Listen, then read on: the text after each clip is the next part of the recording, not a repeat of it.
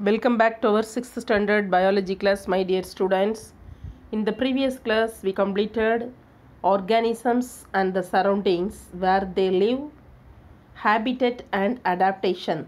In chapter 9, the living organisms, characteristics and habitats. Today in this session, we are going to learn about a journey through different habitats. Dear students, take page number 83 in your science book. Let's learn a journey through different habitats. Do you know what are the two main types of habitat? What are the two main types of habitat? Habitats are two types. What are they? Terrestrial habitat and aquatic habitat.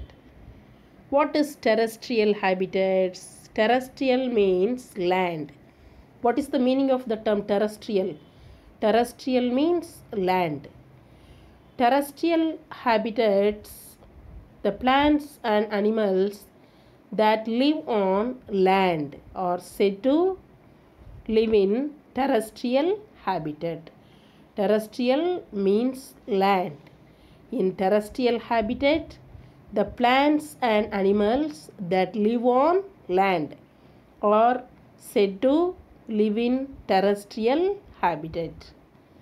Example: forest, grassland and desert. Look at the picture. Examples of terrestrial habitat are forest, grassland and desert. First, let us learn desert. Due to scarcity of water, leaves of desert plants shrink to spines, and this causes reduced water loss through transpiration. Transpiration are already studied in the previous chapter. Rats and snakes live in burrows to escape the intense heat and only come out after the sunset. Photosynthesis in these plants is usually carried out by the stems. Photosynthesis in this plant is usually carried out by the stems.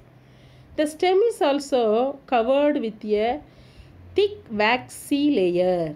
The stem is also covered with a thick waxy layer in desert, which help to retain water in the tissues of cactus.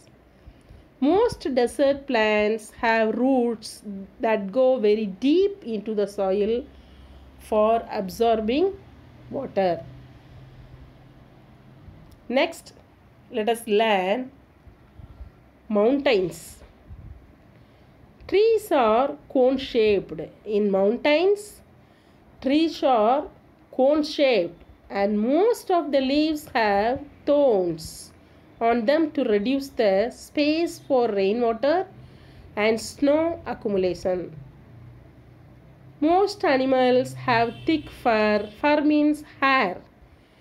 In mountain region, most animals have thick fur to protect themselves from the intense cold. Animals living in the mountain regions are also adapted to the conditions there. Next, let us learn grasslands. Plants and trees in these areas are less green during the rainy season. However, turn pale brown during the dry season. In grasslands, plants and trees in these areas are less green during the rainy season. However, turn pale brown during the dry season. Animals live here according to the changing seasons, and thus the regions are also known as one of the most productive landscapes. There are many other features of a lion, a deer or other animals and plants that help them to survive in their habitat.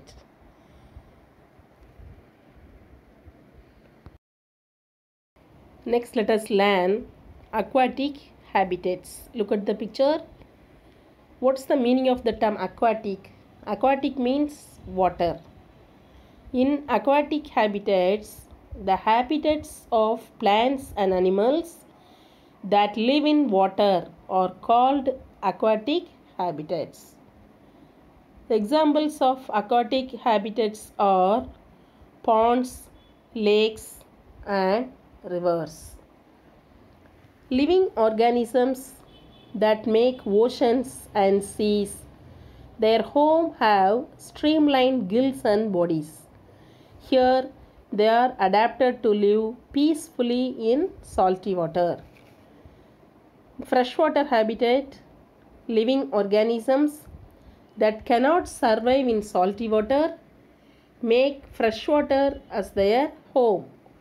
This includes ponds, lakes, rivers, etc. Some aquatic plants float on water. Some have their roots fixed in the soil at the bottom. Some aquatic plants are submerged in water. Dear students, today in this session we completed a journey through different habitats. We will see the characteristic of organisms in the next class. Write down the homework. Read lesson 9 fully. Thank you, dears.